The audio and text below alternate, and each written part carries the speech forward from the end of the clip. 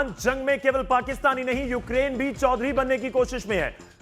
कैसे, इस रिपोर्ट में आपको दिखाते हैं और पूरी इनसाइड स्टोरी समझेंगे। ईरान जंग पर जेलेंस्की का दावा।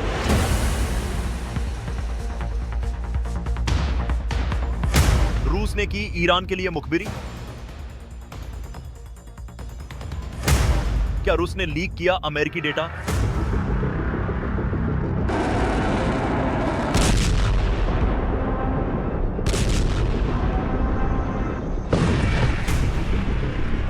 ईरान जंग में यूक्रेन की एंट्री हुई है क्योंकि रूस के कट्टर दुश्मन और यूक्रेन के राष्ट्रपति जेलेंस्की ने दावा किया कि सऊदी अरब में अमेरिकी सैन्य अड्डे पर हमले से पहले रूस ने ईरान के साथ खुफिया जानकारी साझा की थी।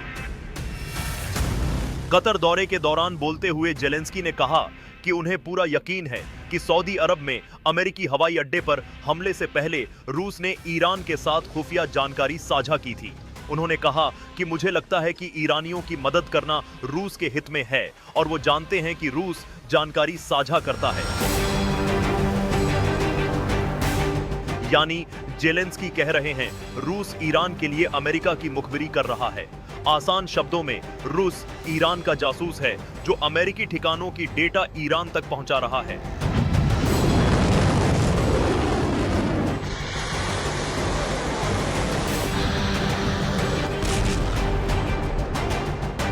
जेलेंस्की के मुताबिक रूसी सैटेलाइट्स ने 20 मार्च, 23 मार्च और 25 मार्च को प्रिंस सुल्तान हवाई अड्डे की तस्वीरें ली।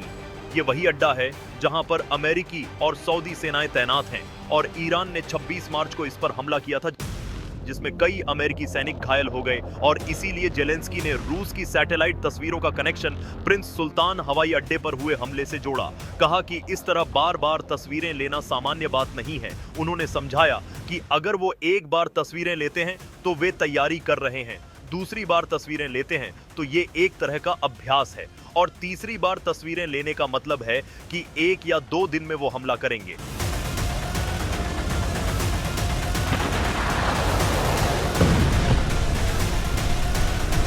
जेलेंस्की ने यह दावा ऐसे समय किया जब जेलेंस्की रूस के खिलाफ खाड़ी देशों से समर्थन मांग रहे हैं।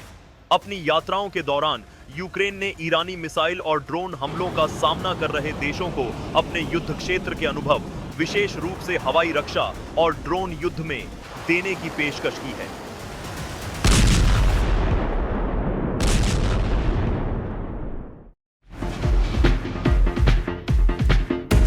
तो इस मुद्दे के ऊपर बात करेंगे, लेकिन उससे पहले कुछ तथ्य आपके सामने मैं रखता हूं। बात जेलेंस्की की हो रही है, बात यूक्रेन की हो रही है। जेलेंस्की का दावा है 100% यकीन है कि रूस ने ईरान का साथ दिया है। यह खुफिया जानकारी साझा की गई थी। ईरानियों की मदद करना रूस के हित में है, यह भी कहा गया है। तो कुछ तथ्य आ रहे हैं। जेलेंस्की का दावा क्या है वो आपको दिखा रहे हैं। वो कह रहे हैं कि 100% यकीन है कि रूस ने ईरान का साथ खुफिया जानकारी साझी की थी। तो एक चीज तो हम पहले भी बात करते हैं कि ईरान के पीछे रूस या चीन पर्दे के पीछे तो नजर आता है, लेकिन जेलेंस्की दावा कर रहे हैं कि ईरानियों की मदद करना रूस के ही हित में है। तो ये बड़ी पावर्स हैं जिनका हम आगे भी जिक्र करेंगे। एक बार जल्दी से सारे पॉइंट्स अगर मैं दिखा पाऊं। रूसी सैटेलाइट ने 20 मार्च, 23 मार्च और 25 मार्च को प्रिंस सुल्तान एयरबेस की तस्वीरें ली थी। ये जेलेंस्की दावा कर रहे हैं। यूक्रेन एक तरह से आप कहिए कि अपनी स्टेटमेंट्स के साथ इस युद्ध में कूद चुका है। जी नहीं, स्टेटमेंट नहीं, यूक्रेन ने तकरीबन 225 एंटी ड्रोन एक्सपर्ट भी भेजे हैं गौरव। तो जो डिप्लॉयड है मिडिल ईस्ट में एंटी ड्रोन एक्सपर्ट, क्योंकि जो ईरान ड्रोन मार रहा है, शाहिद ड्रोन्स, वही ड्रोन ईरान ने रशिया को दिए थे जी। और ये कह रहा है कि 4 साल से हमें प्रैक्टिस हो गई है कि शाहिद ड्रोन को काउंटर कैसे करना है। हमारे पास ऐसे ड्रोन हैं जो शाहिद ड्रोन को काउंटर करते हैं। तो ये बात सेट है, वो फिजिकली लड़ाई में आ चुका है, पहली बात। ठीक है। दूसरी चीज ये है कि ये कह रहे हैं कि साहब एयरबेस की फोटो ली और एयरबेस का ये करा। देखिए साहब, साफ सीधी बात है, किसी को ये डाउट ना हो, ये एयरबेस कहां पे है सबको पता है। इसके लिए सैटेलाइट इमेज की जरूरत नहीं है। लेकिन फायदे में कौन है? जितना अमेरिका फंसे, जितना अमेरिका और नेटो के बीच में दरार पड़े, जितना अमेरिका के एसेट्स, आपने $3 अरब की बात करी, उसको नुकसान हो, किसको फायदा है? यानी कि रशिया को क्यों फायदा है? रशिया को इसलिए फायदा है क्योंकि ऑलरेडी अमेरिका बोल रहा है कि जो मैंने यूक्रेन को हथियार दिए हैं वापस लाओ। मुझे है। जरूरत है इसकी, वापस लाओ। बिल्कुल। तो भाई वापस लाओ तो फायदा किसका है? रशिया का है। इसलिए रशिया मदद करता रहेगा ईरान की, करता रहेगा कि देखो ये लोग हमारी तरफ आ रहे हैं, ये लोग हमें हमला करने की कोशिश कर रहे हैं, ये लोग यूक्रेन को मजबूत कर रहे हैं, हम ईरान को मजबूत करके, ये चेस है ना जी। ये चेस है, ये शतरंज खेल रहे हैं आपस में, ये बड़ी बड़ी ताकतें, दे आर प्लेइंग चेस। जी, मैं एक और चीज जो मैं बिल्कुल स्टार्टिंग में एक सवाल पूछना चाह रहा था। जी। आप बार बार ये जिक्र करते हैं कि देखिए इजराइल में तो मीडिया है, वहां से तस्वीरें आती है, ईरान से नहीं आती, लेकिन सैटेलाइट तो है ना, वहां पर कितनी तबाही हुई है, क्या हुआ है, दोनों में कैसे आप अंतर देखते हैं? जी देखिए, दो चीजें हैं। सैटेलाइट इमेज से आम सिविलियन को कुछ पता नहीं लगता।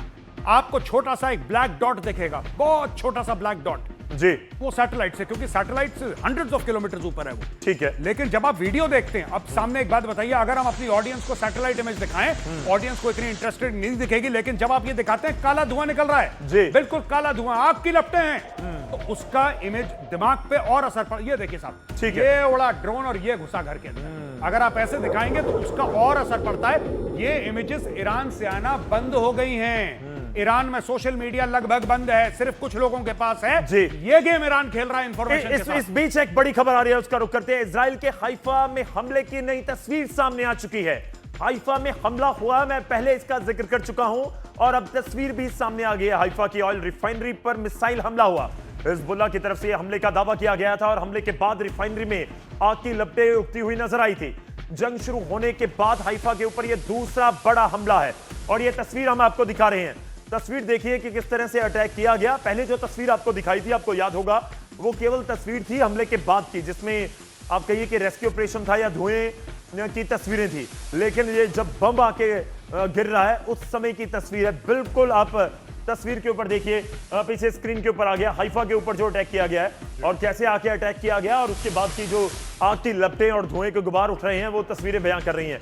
हाइफा का हम ऑलरेडी जिक्र कर चुके हैं। जी, ये दूसरा बड़ा हमला था हाइफा के ऊपर। कुछ दिन पहले एक हमला हुआ था जी। इन्होंने हाइफा ऑयल रिफाइनरी के ऊपर ही हमला किया था, दोबारा किया है, और ये हमले चलते रहेंगे। जी। देखिए, जब तक इजराइल अपना नदन फ्लैंक कवर ना करे, लिटानी रिवर की बात आपने करी थी, आपको याद होगा 3 दिन पहले, लिटानी रिवर, जब तक साउथ ऑफ लिटानी रिवर इजराइल पूरी तरीके से कवर ना कर, ये ड्रामा चलता रहेगा जो आप स्क्रीन पे दिखा रहे हैं। चलिए एक बहुत छोटी सी ब्रेक के लिए रुक रहे हैं। ये तस्वीर भी बहुत कुछ बयां करती है। हाइफा के ऊपर दूसरा बड़ा हमला हुआ है। एक बहुत छोटा सा ब्रेक, और ब्रेक के उस पार हम बात करेंगे प्रॉक्सी वॉर की। कौन शिकार कौन है इस प्रॉक्सी वॉर का, ब्रेक के बाद।